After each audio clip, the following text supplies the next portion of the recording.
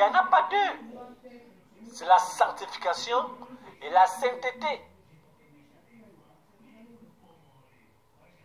Toute personne qui s'engage dans les prières de combat doit avoir comme souci premier de mener une vie de sanctification et de sainteté. Au cours de cette prière, nous passons beaucoup de démons. Mais attention, parce que la Bible dit dans Matthieu, lorsqu'un démon est chassé d'un corps, il s'en va dans les lieux arides et il ne trouve pas une place là où demeurer. Il revient là où il a été chassé. Et s'il constate que le corps qu'il a été chassé est vide, il s'en va chercher 7 autres démons plus coriaces que lui. Et les 7 entrent dans cette personne et la condition de cette personne devient plus que pire. Plus que pire que tout. Que la précédente.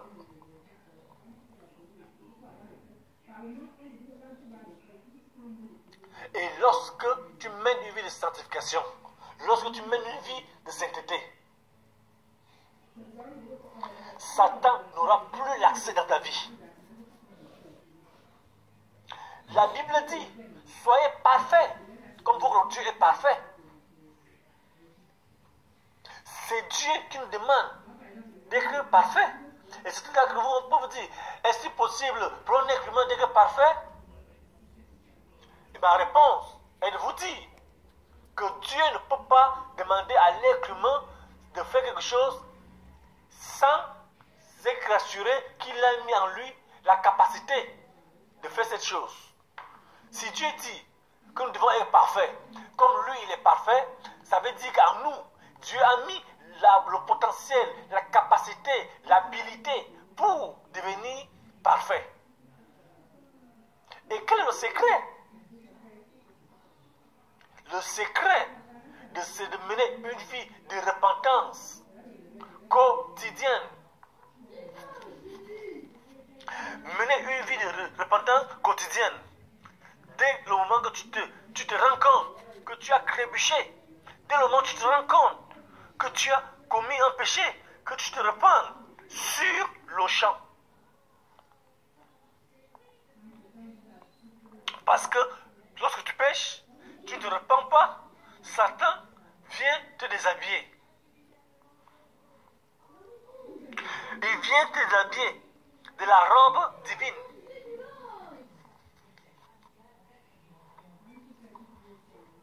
Et toute personne qui n'aura pas la robe divine, le jour du jugement ou d'enlèvement, n'ira pas au paradis. Et Satan va se rassurer qu'il déshabille toute personne, afin que toutes ces personnes aillent avec lui en enfer, avec lui.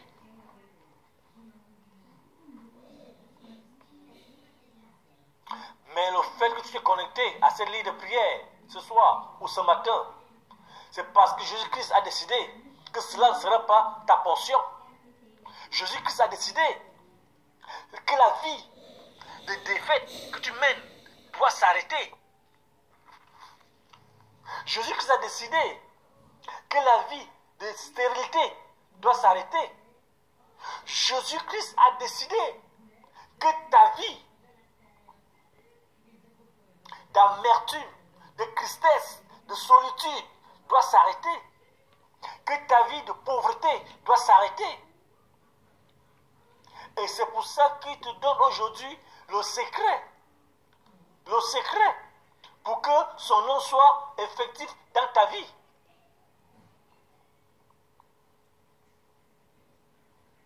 Lorsque tu vas commencer à marcher dans la sainteté, à marcher dans les sanctifications, même dans ton sommeil. Je dis bien même dans ton sommeil.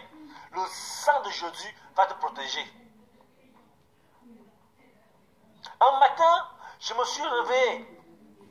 Ce matin, le Saint-Esprit me dit, lorsque tu dormais, une dame est allée faire des incantations sur toi chez un marabout.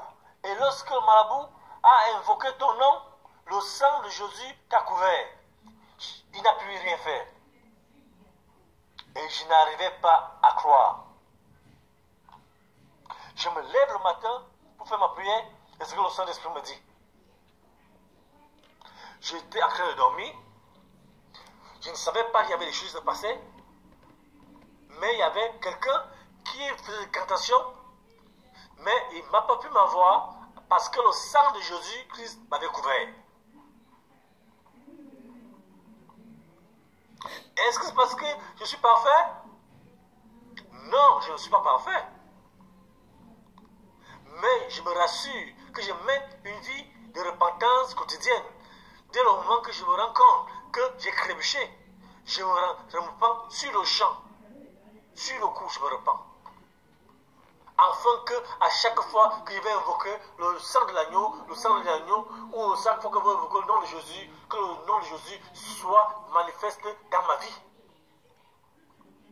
Vous verrez, beaucoup de personnes, au nom de Jésus, le démon sort. Le démon ne sort pas. Pourquoi? Parce que cette personne n'a pas rempli les conditions pour que le nom de Jésus soit manifeste dans sa vie. Et à cause de ça, aujourd'hui, beaucoup de personnes disent que les chrétiens sont devenus impuissants, que l'église de Dieu est devenue impuissante, que le Saint-Esprit est devenu impuissant. Beaucoup de personnes préfèrent aller chercher de l'aide chez les marabouts, chez les charlatans, chez les occultistes. Pourquoi? Parce qu'ils ne voient plus la puissance de Dieu dans leur vie, dans la vie des enfants de Dieu. Hein? La puissance de Dieu, c'est la vie de la sainteté. Dès le moment où tu vas commencer à mener une vie de sainteté, même dans ton sommeil, je dis bien, même dans ton sommeil, Satan ne pouvait pas t'avoir. Les couches de nuit que tu as tout le temps, les gens qui viennent te nourrir tout le temps, viennent te donner à boire tout le temps dans ton sommeil. Quand tu vas commencer à mener une vie de repentance, de sainteté, ils ne pourront plus t'avoir. Au nom du Seigneur Jésus-Christ. Ce soir, nous allons relâcher la puissance du sang de l'agneau. Nous allons prier avec le sang de Jésus. Et nous allons relâcher la puissance pour sécuriser nos vies. Pour éradiquer de nos vies tout fléau satanique. Pour évacuer de nos vies, pour évacuer nos systèmes, toute contamination des ténèbres. Et pour nous relâcher de tout suivi satanique. Avant que nous commençons les prières, tu vas ouvrir ta bouche pour implorer la miséricorde de Dieu dans ta vie. Par la parole de Dieu dit dans le livre, premier épître de Jean, que Dieu est juste et fidèle pour pardonner tous ceux qui confessent leurs péchés. Si tu confesses tes péchés avec sainteté, Dieu est juste et fidèle pour te pardonner. Ouvre ta bouche, confesse tes péchés, péchés conscients, péchés inconscients. Demande pardon à tous les péchés de ta famille, les péchés des aïeux, les péchés de l'ancêtre. Par la Bible dit, Dieu punit les péchés des parents, juste sur les enfants, jusqu'à la croisée de la 4e génération. Beaucoup d'entre vous, ce sont les péchés de vos ancêtres qui sont en train de détruire vos vies aujourd'hui. Ce sont les malédictions qui ont été causées par vous, les actions de vos ancêtres, qui sont en train de détruire vos vies aujourd'hui. Donc, implore aussi la miséricorde de Dieu pour les péchés de tes ancêtres, les péchés de tes parents, les péchés des grands-parents et tes propres péchés. À toi-même. Ouvre ta bouche et prie. Père, j'invoque la miséricorde. J'invoque la miséricorde sur la vie de toute personne connectée à ce moment. J'invoque la miséricorde. Pardonne les péchés, péchés conscients, péchés inconscients. Pardonne-les, Seigneur. Pardonne-les, Seigneur. Pardonne-les, Seigneur. Pardonne-les, Seigneur. Pardonne-les, Seigneur. Pardonne-les, Seigneur. Pardonne-les, Seigneur. Pardonne-les pécheurs de tous leurs péchés. Péchés conscients, péchés inconscients. Pardonne-les, Seigneur. Parle au sang de l'agneau. Parle au sang de l'agneau. Pardonne-les, Seigneur. De tout péché, péché conscient, péché inconscient. Par toute abomination, toute transgression, Pardonne Seigneur, toute iniquité, tout le péché des ancêtres, tout le péché de leurs grands-parents, tout le péché de leurs parents, tout le péché de leur lignée familiale. Pardonne Seigneur Jésus, pardonne au nom de Jésus. Pardonne au nom de Jésus, pardonne au nom de Jésus, pardonne au nom de Jésus, pardonne au nom de Jésus, pardonne au nom de Jésus, pardonne au nom de Jésus, pardonne au nom de Jésus, pardonne au nom de Jésus, pardonne au nom de Jésus, pardonne au nom de Jésus, pardonne au nom de Jésus-Christ de Nazareth, nous avons prié. Tu vas prier cette prière. Tu vas invoquer le sang de Jésus-Christ pour te purifier de tout souillure du péché.